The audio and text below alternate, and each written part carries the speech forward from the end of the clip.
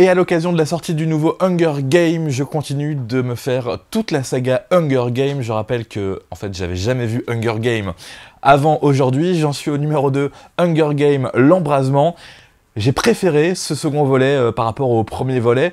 Je reprochais au premier volet d'avoir un peu de mal à partir. Les deux films font 2 heures. Il y a 1 heure où il se passe des événements avant qu'on les mette dans l'arène où ils vont devoir tous s'entretuer.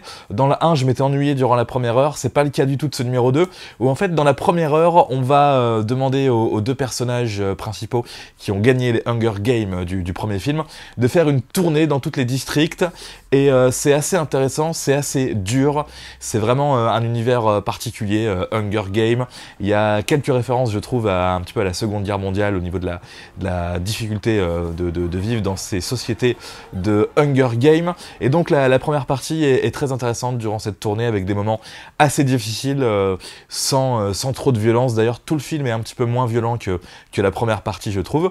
Donc la première heure passe très très bien. Ensuite, les deux personnages, Katniss alias Jennifer Lawrence et son compagnon vont devoir retourner au Capitole pour participer une seconde fois à des Hunger Games. Je m'y attendais pas, hein. Je pensais que cette deuxième partie, ça allait être directement l'embrasement, la révolution, mais non.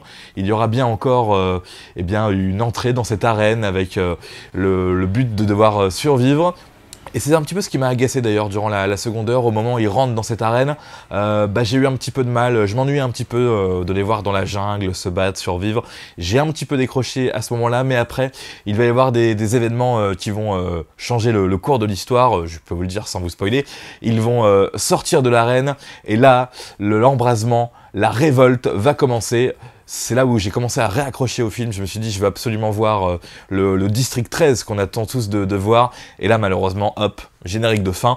Il faudra voir la suite au prochain épisode. Cliffhanger, c'est assez malin pour évidemment que les gens aillent voir le prochain film. Et donc, je suis très pressé de voir Hunger Games, La Révolte, partie 1, le 3e volet de ce film.